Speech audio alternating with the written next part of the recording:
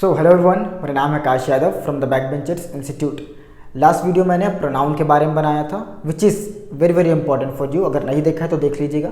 और आज जो मैं आपको बात बताने वाला हूँ, पढ़ाने वाला हूँ, वो है दोस्तों verb.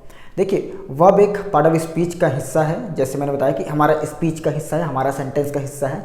Without verb you can not make any kind of sentences. If you want to make good sentence or bad sentence, any kind of sentence, you have to understand the verbs. अगर आप English medium school में already पढ़ चुके हैं या पढ़ रहे हैं, ठीक है, तो आपको पार्ट ऑफ स्पीच इंग्लिश आपको इजीली आता होगा।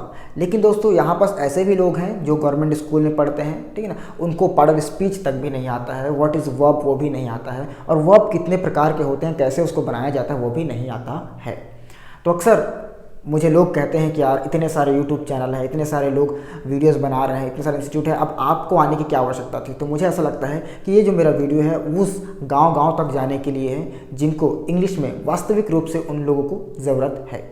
फिलहाल लोग पसंद कर रहे हैं, धीरे धीरे बैक बेंच इंस्टीट्यूट आगे बढ़ रहा है। अगर आपको ये वीडियो पसंद आता है, डेफिनेटली आप उन लोगों के साथ शेयर करें जिनको इन चीज़ की ज़रूरत है। तो वर्ब जैसे मैंने यहाँ पर लिख दिया है दोस्तों, वर्ब का हिंदी होता है क्रिया। मतलब कि इसको बोलते हैं हम लोग ह्यूमन एक्शन। मतलब कि कोई भी व्यक्ति कुछ काम करता है ना, मतलब को हिलना डुलना, चलना, खेलना, कूदना, कुछ भी काम है ना, चाहे वो ह्यूमन करे, चाहे वो एनिमल करे, चाहे वो थिंग्स करे, नॉन लिविंग थिंग्स करे, है ना, वो वर्ब में गिनाता है, मतलब गिनाता। एक्शन वर्ड, इसको एक्शन वर्ड भी कहते हैं। क्लियर। और वर्ब के मुख्यतः 5 रूप होते हैं। स्कूल में हम लोग अक्सर 3 तरीके का वर्ब पढ़ते हैं, जैसे कि गो, वेंट, गॉन, है ना, तो गॉन तक रुक जाते हैं। लेकिन अगर किसी को पूछेंगे चौथा क्या होता है, 5वां क्या होता है, तो हो सकता है जानते हो, लेकिन स्कूल में जनरली 3 तक पढ़ाया जाता है। तो आज मैं 5 प्रकार के बारे में बताऊंगा, और क्यों कुछ कुछ वर्ब्स को बनाने के लिए कुछ अलग अलग तरीके लगते हैं, वो रूल्स के बारे में भी आज मैं आपको बताने वाला हूँ। तो बहुत सारे रूल्स नहीं बताऊंगा, 3 या 4 रूल ही बताऊंगा, which is very sufficient to understand the verbs. Clear. चलिए, तो दोस्तों जो वर्ब है उसके 5 रूप होते हैं, जैसे मैंने आपको बताया 5 फॉर्म होते हैं। पहला हम लोग देख लेते हैं यहाँ पर कि वर्ब का फर्स्ट फॉर्म, वर्ब का सेकंड फॉर्म, वर्ब का थर्ड फॉर्म, वर्ब का फोर्थ फॉर्म और वर्ब का फिफ्थ फॉर्म। क्लियर। एक वर्ब हम लोग यहाँ पर लिखते हैं दोस्तों, गो।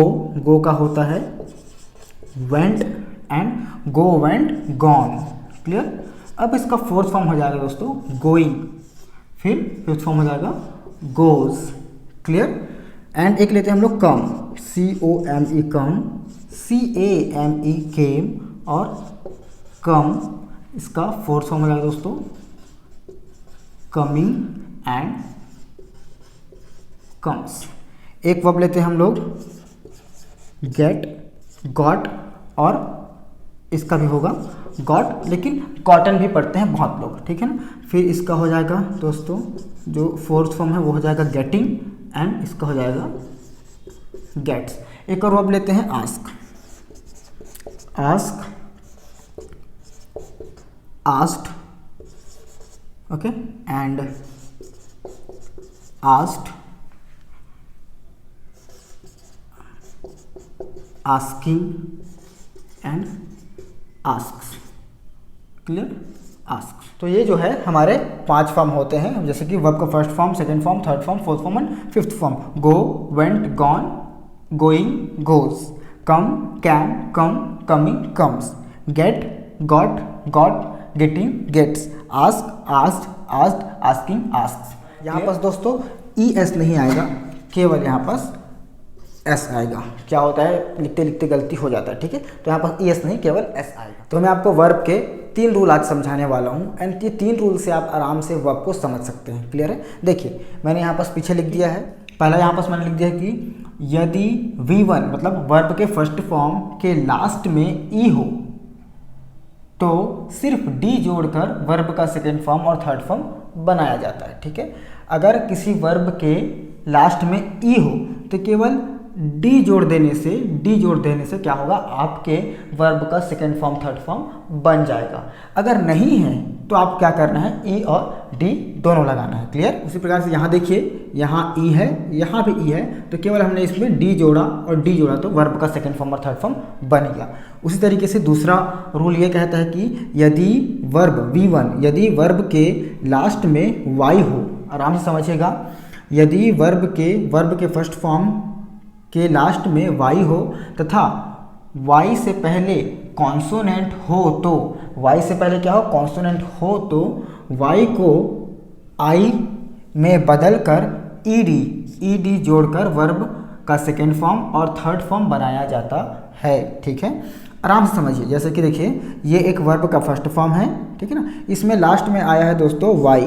अब इसको सेकेंड फॉर्म को बनाने के लिए हमको क्या करना पड़ेगा, वाई को हटाकर आई के साथ ईडी जोड़ना पड़ेगा। अब ये वाई हटा क्यों दोस्तों, क्योंकि इससे पहले क्या है, एक कॉन्सोनेंट है। ये देखिए ये कॉन्सोनेंट, ठीक है ना, तो जहाँ वाई से पहले क्या हो, एक कॉन्सोनेंट आए, ठीक है ना, वहाँ बस वाई को हटाकर आई लगा देंगे और फिर ईडी लगा करके आप क्या कर देंगे, वर्ब का सेकेंड फॉर्म और थर्ड फॉर्म बना देंगे। यहाँ पास भी देखिए क्राई यहाँ पास है, ये भी क्या है, कॉन्सोनेंट है, तो हमने इसमें से भी हटा दिया वाई को और लगा दिया I E D, cried and I E D, cried. Clear. लेकिन इसमें दोस्तों, इसमें क्या करेगा, वाई नहीं हटेगा।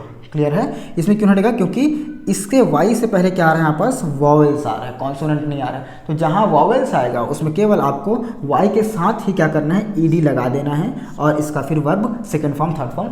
वैसे हम लोगों ने वर्ब के 2 नियम समझे, उसी प्रकार से अब एक तीसरा नियम भी समझते हैं। ठीक है, चलिए देखिए, जैसे मैंने यहाँ पास लिख दिया है इजीली कि यदि वर्ब का फर्स्ट फॉर्म, यदि वर्ब के लास्ट में कॉन्सोनेंट हो, यदि कोई वर्ब है उसके लास्ट में क्या हो, एक कॉन्सोनेंट हो, ठीक है ना, तथा कॉन्सोनेंट से पहले एक वॉवेल हो।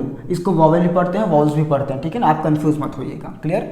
तो वॉवेल हो तो ईडी जोड़कर V2 और V3 बनाते समय लास्ट का जो कॉन्सोनेंट है या जो लास्ट का जो लेटर है वो डबल हो जाता है। ठीक है, जैसे कि देखिए ये यहाँ पास 2 वर्ब मैंने लिखे हुए हैं। क्लियर। पहला है ड्रॉप, दूसरा है स्टॉप।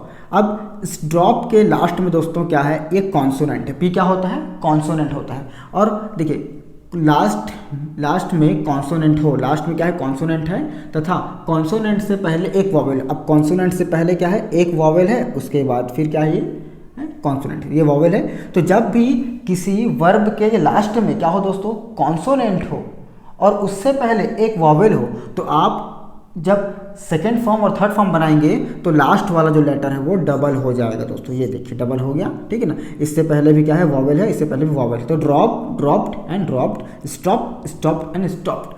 इस तरीके से वर्ब को समझा जाता है और इस तरीके को वर्ब को पढ़ा जाता है दोस्तों। अगर आप इस तरीके से नहीं पढ़ेंगे तो हमेशा वर्ब में कंफ्यूज रहेंगे। ठीक है, और बहुत सारे इसके जो रूल्स होते हैं, ठीक है, लेकिन मैं एक ही वीडियो में टच नहीं करूँगा, मैं धीरे धीरे आपको वर्ब के रूल्स बताते रहूँगा ताकि आपको कन्फ्यूज़न ना हो और क्लियर तरीके से आप समझ सकें और सीख सकें।